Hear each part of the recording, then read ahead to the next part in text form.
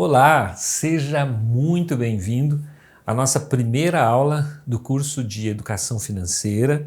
O nome do nosso curso é Simplesmente Prospere e ele é resultado de um livro que eu e minha esposa escrevemos há alguns anos atrás, que tem esse mesmo título. O objetivo desse curso é levar até você conhecimento e informação na área de finanças. E esse curso ele foi meticulosamente elaborado com a finalidade de despertar em cada participante a urgência e a necessidade inadiável do conhecimento na área de gestão de finanças pessoais.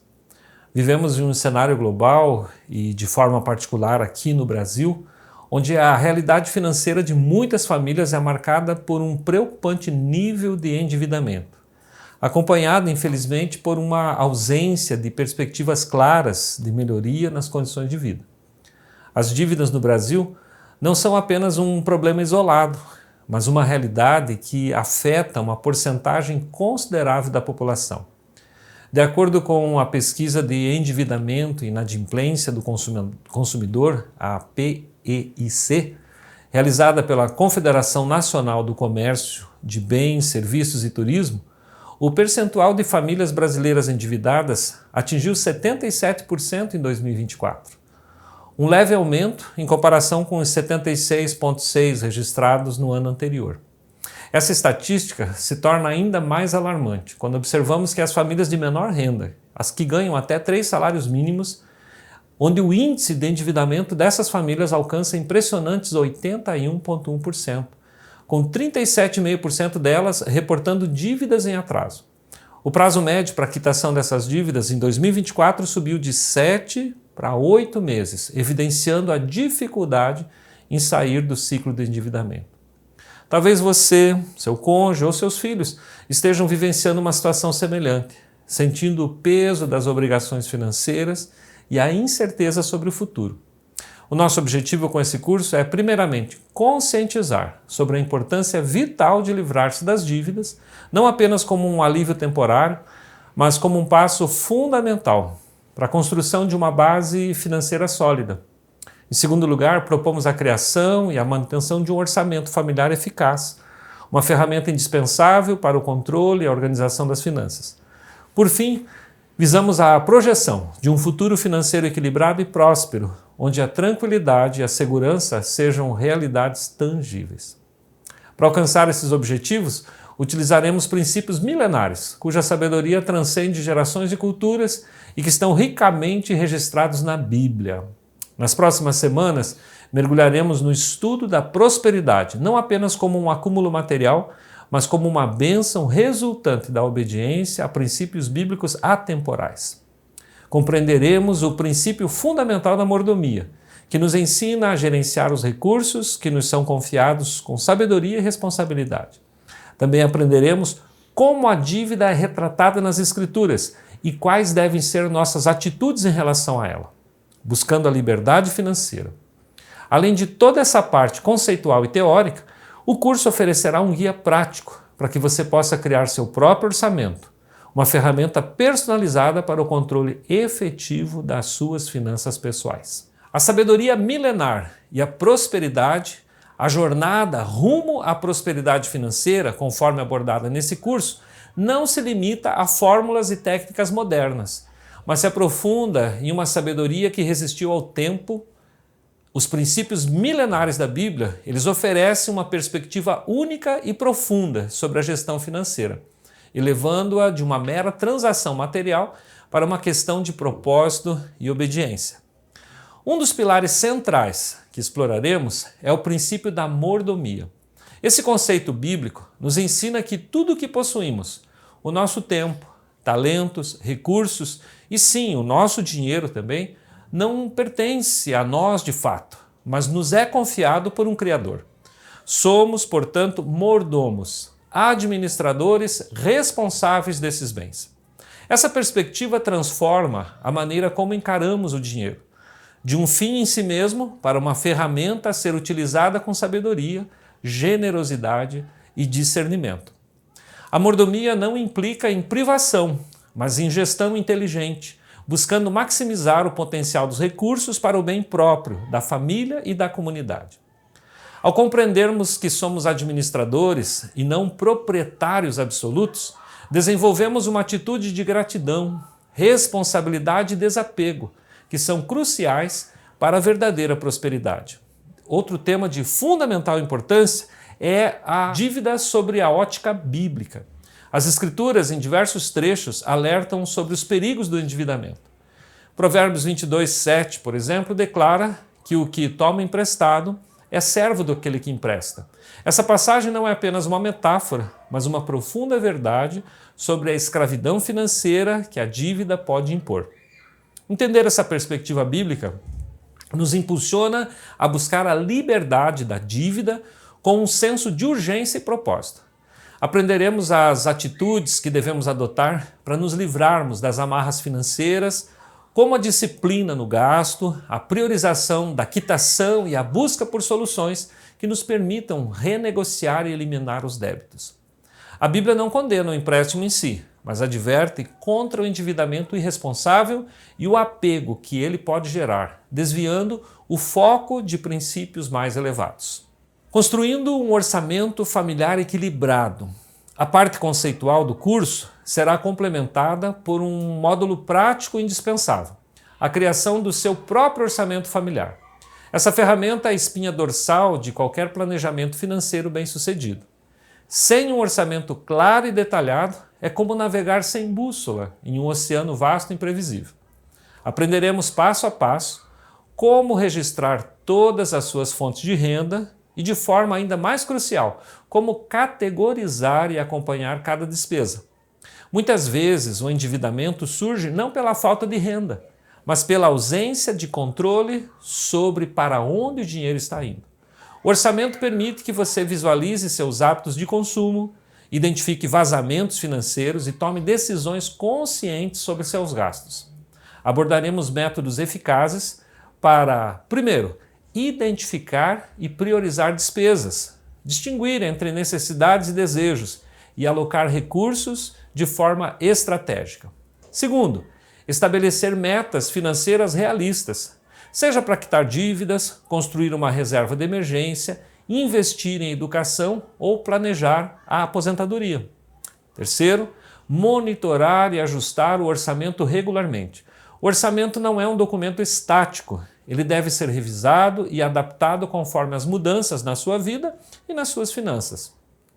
Também, utilizar ferramentas práticas, desde planilhas simples até aplicativos de gestão financeira.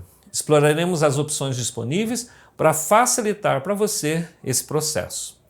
A criação de um orçamento familiar não é uma tarefa punitiva, mas um ato de capacitação.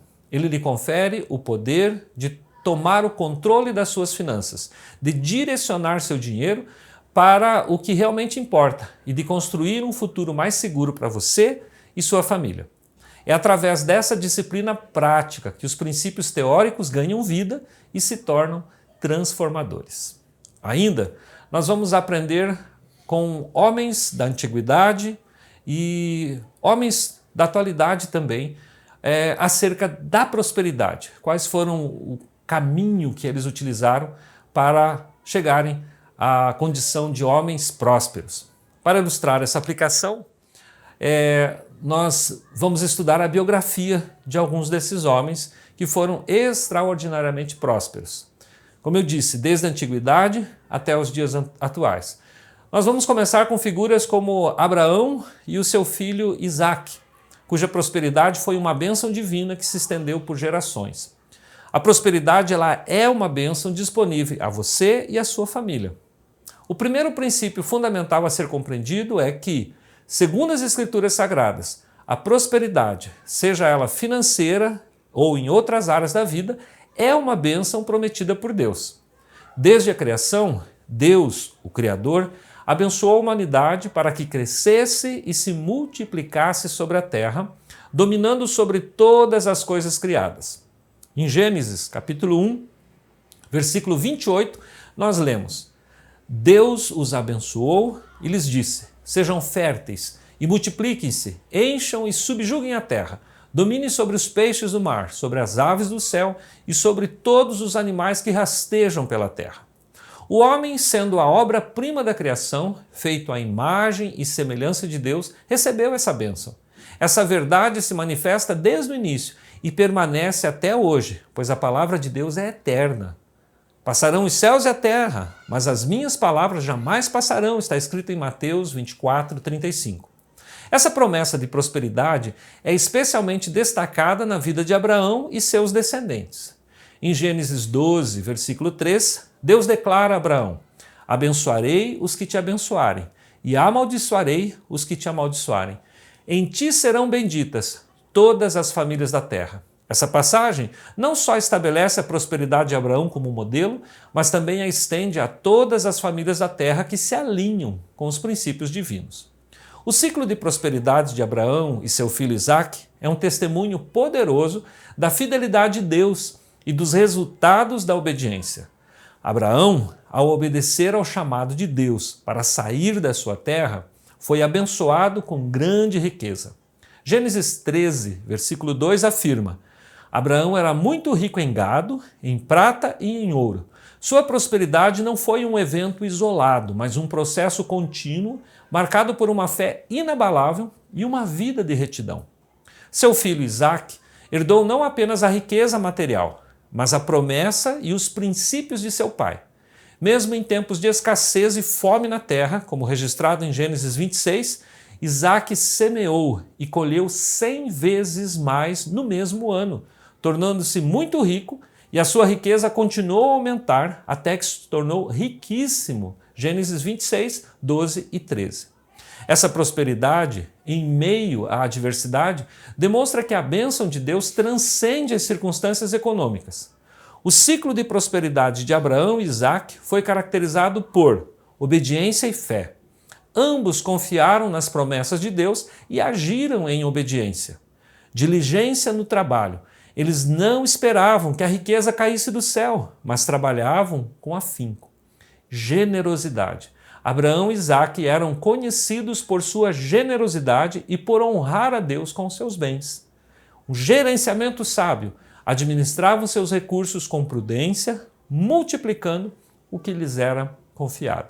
Em tempos mais recentes, a história nos apresenta exemplos notáveis de indivíduos que construíram vastas fortunas, tanto no Brasil quanto no exterior. Quais são os princípios e segredos desses homens para uma vida próspera? Embora suas trajetórias sejam diversas, muitos compartilham características como visão de longo prazo, disciplina, resiliência, capacidade de inovação e, em muitos casos, um forte senso de propósito e filantropia, ou eles são pessoas extremamente generosas. Eu e minha esposa, nós passamos por algumas experiências pessoais, né? E dessa experiência nasceu esse curso. Foi uma experiência profundamente transformadora para a nossa vida.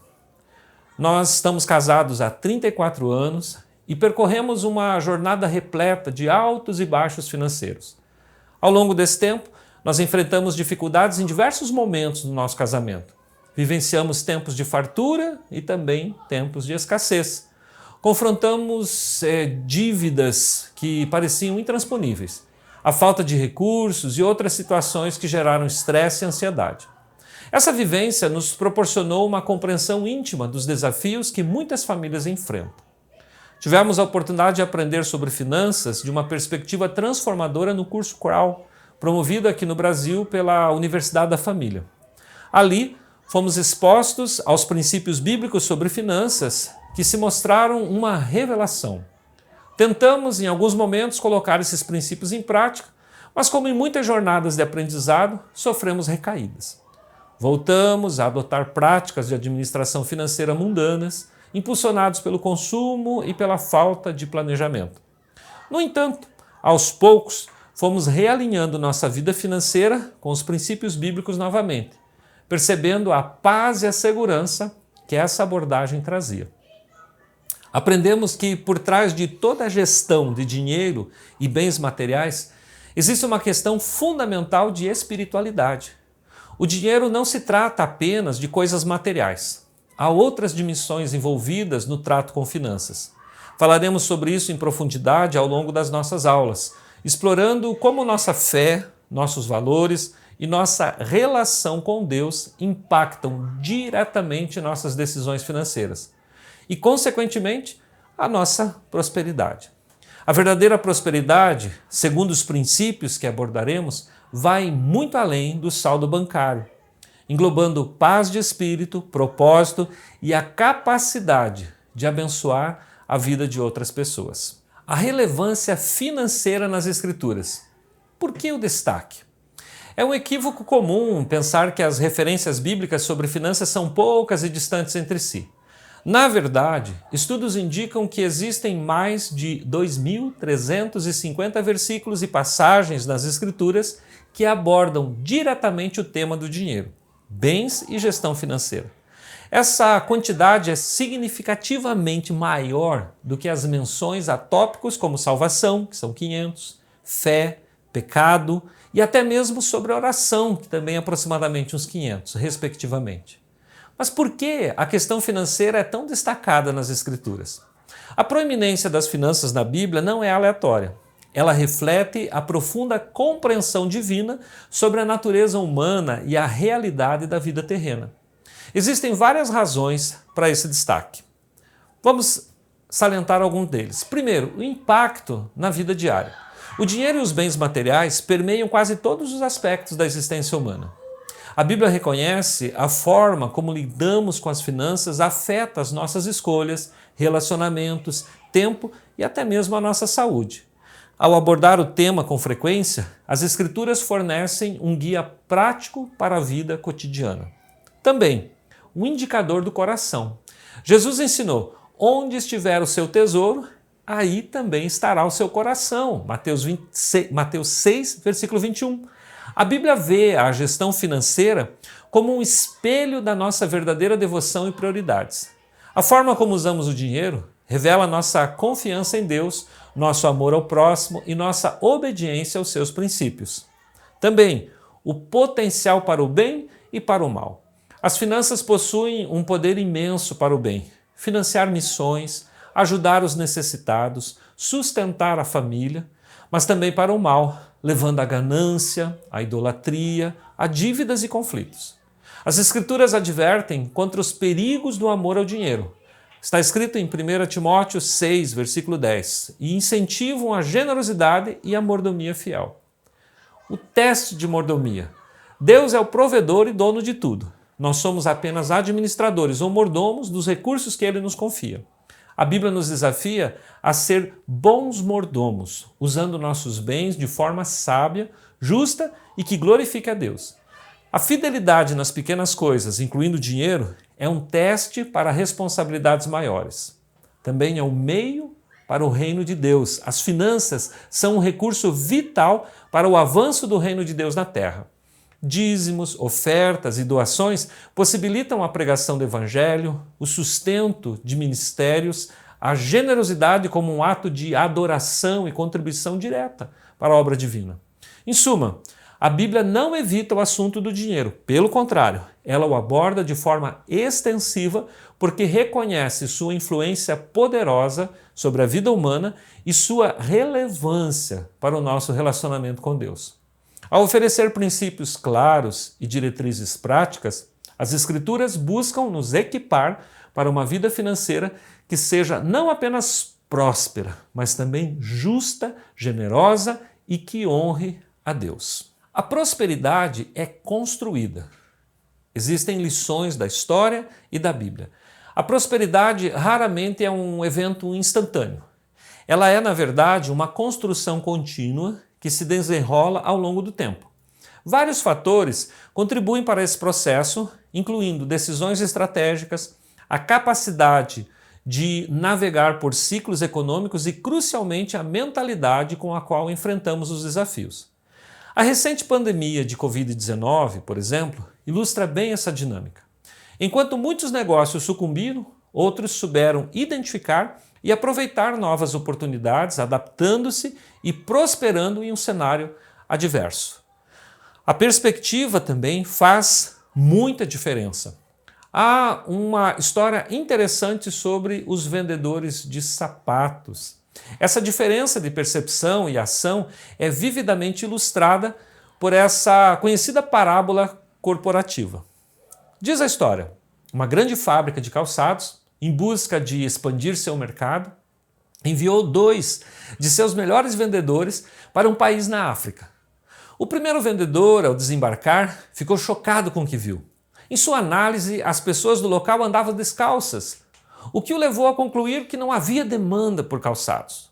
Frustrado, despachou um telegrama urgente para a matriz: ninguém usa sapatos aqui, não é um mercado viável, estou voltando.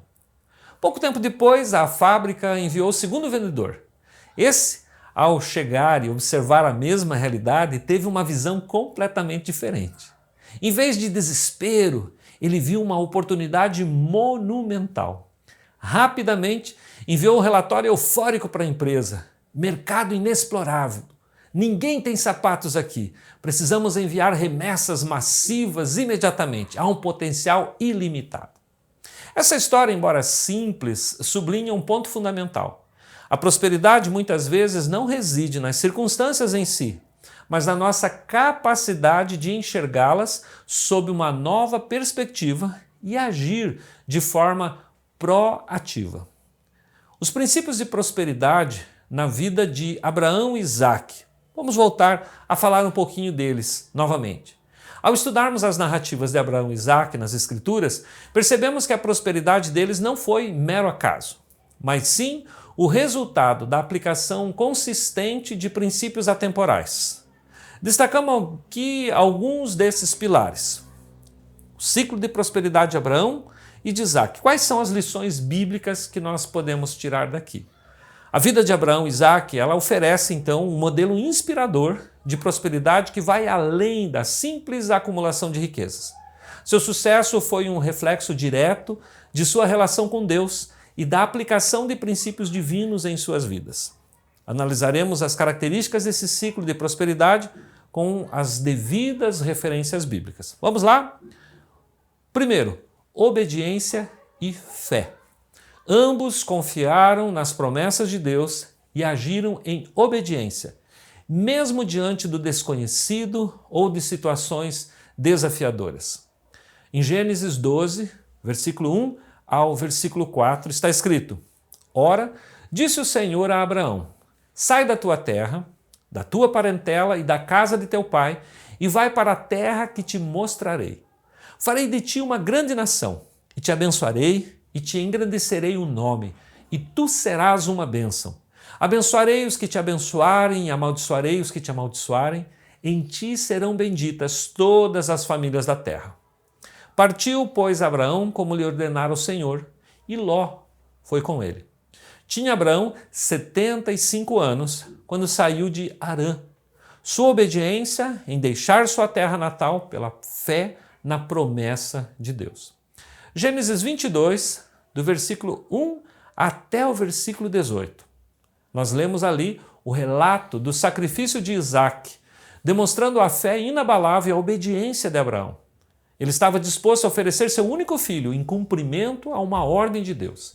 Em Hebreus 11, 8 a 10 e Hebreus 11, 17 e 19, a fé e a obediência de Abraão são destacadas como exemplos. Isaac, seu filho, como foi? Foi diferente? Gênesis 26, 2 e 5. Apareceu-lhe o Senhor e disse: não desças ao Egito. Habita na terra que eu te disser, peregrina nessa terra e serei contigo e te abençoarei, porque a ti e a tua descendência darei todas essas terras e confirmarei o juramento que fiz a Abraão teu pai. Multiplicarei a tua descendência como as estrelas do céu, lhe darei todas essas terras, e a tua descendência serão benditas todas as nações da terra, porquanto Abraão obedeceu a minha voz e guardou os meus mandamentos, os meus preceitos, os meus estatutos e as minhas leis. Isaac obedeceu à ordem de Deus de não ir ao Egito, permanecendo na terra prometida durante a fome, e foi abençoado por isso. Destacamos aqui então a fé e a obediência tanto em Abraão quanto em Isaac. O segundo destaque, diligência no trabalho. Eles não esperavam que a riqueza caísse do céu, mas eles trabalhavam com afinco. Abraão, embora a Bíblia não declara especificamente o trabalho dele no sentido moderno, ele era um pastor de ovelhas e possuía grandes rebanhos, exigindo gerenciamento e esforço. Sua diligência é implícita na sua capacidade de manter e aumentar sua vasta riqueza. Gênesis 13, 2, ora Abraão era muito rico em gado, em prata e em ouro. Isso indica um trabalho árduo na gestão de seus bens. Gênesis 14, 14, quando Abraão ouviu que seu parente fora levado cativo, Ló, armou os seus criados, nascidos em sua casa, 318, e os perseguiu até Dan. Ele tinha uma grande casa e servos, empregados, o que demonstra a necessidade de organização e trabalho. E Isaac, em Gênesis 26, 12 e 13, semeou Isaac naquela terra, no tempo da fome. No mesmo ano colheu o cêntuplo, 100 vezes mais, porque o Senhor o abençoava. E engrandeceu-se o homem, prosperou mais e mais, até que se tornou muito poderoso. Isaac ativamente semeou e colheu, demonstrando diligência e recebendo a bênção de Deus sobre o seu trabalho. Então, a segunda questão aqui é sobre trabalho árduo.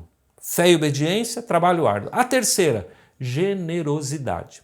Abraão e Isaac eram conhecidos por sua generosidade e por honrar a Deus com seus bens. Em Gênesis 14, 18 e 20, Melquisedeque, rei de Salém, sacerdote do Deus Altíssimo, trouxe pão e vinho e abençoou Abraão, dizendo: Bendito seja Abraão pelo Deus Altíssimo, o possuidor dos céus e da terra, e bendito seja o Deus Altíssimo que entregou os teus inimigos nas tuas mãos. E Abraão lhe deu o dízimo de tudo. Abraão deu o dízimo a Melquisedeque, demonstrando sua generosidade e reconhecimento da soberania de Deus. Gênesis 13, 8 e 9. Disse, pois, Abraão a Ló: Não haja contenda entre mim e ti, entre os teus pastores e os meus pastores, porque somos irmãos. Acaso não está diante de ti toda essa terra? Peço-te que apartes de mim. Se fores para a esquerda, irei para a direita. Se fores para a direita, irei para a esquerda. Abraão demonstrou generosidade ao permitir que Ló escolhesse a melhor terra primeiro para evitar contendas.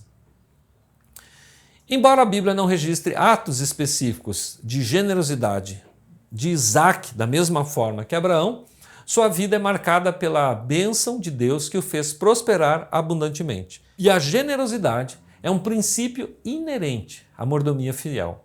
Sua prosperidade foi tão grande que os filisteus o invejaram, o que sugere que ele não retinha seus bens de forma egoísta. E por fim, um gerenciamento sábio.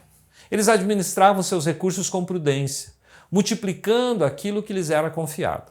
Gênesis 24, 1 a 10, Abraão, já idoso, encarrega seu servo de encontrar uma esposa para Isaac, demonstrando um planejamento cuidadoso e a administração da sua descendência e bens. Ele pensou na sua sucessão. O servo traz presentes valiosos, indicando a grande riqueza e a capacidade de Abraão de gerenciar seus recursos para o bem da sua família. Em Gênesis 13, versículos 5 a 7, a separação de Ló e Abraão, devido à grande quantidade de rebanhos e pastores de ambos, mostra a necessidade de um gerenciamento eficiente para evitar conflitos e garantir o bem-estar dos seus bens. Lá em Gênesis 26, 12 a 14, semeou Isaac naquela terra e no mesmo ano colheu o cêntuplo, porque o Senhor o abençoava. E engrandecer-se o homem e prosperou mais e mais até que se tornou muito poderoso. Já lemos esse texto. Tinha ele rebanhos de ovelhas e de gado e muita gente de serviço, de maneira que os filisteus o invejavam. Isaac não apenas trabalhou, mas também administrou os recursos de forma a multiplicá-los, resultando em grande prosperidade e a inveja dos filisteus. A capacidade de Isaac de cavar poços e reabrir os poços de seu pai, mesmo diante da oposição, demonstra essa persistência e sabedoria na gestão de recursos hídricos essenciais para a sua riqueza. Lembrando, eles viviam numa região desértica. Ter água era ter abundância. As vidas de Abraão e Isaac são testemunhos de que a verdadeira prosperidade, sob a perspectiva bíblica, é um resultado da obediência a Deus, da fé em suas promessas, da diligência no trabalho, da generosidade e de um gerenciamento sábio dos recursos que ele confia. Portanto, estamos chegando aí ao final da nossa primeira aula. o que você está recebendo é uma videoaula e nós teremos um tempo também de compartilhamento ao vivo nesse dia, né? Sejam todos muito bem-vindos à nossa aula, ao nosso curso e abençoados com todo o conteúdo que receberemos hoje. Um abraço.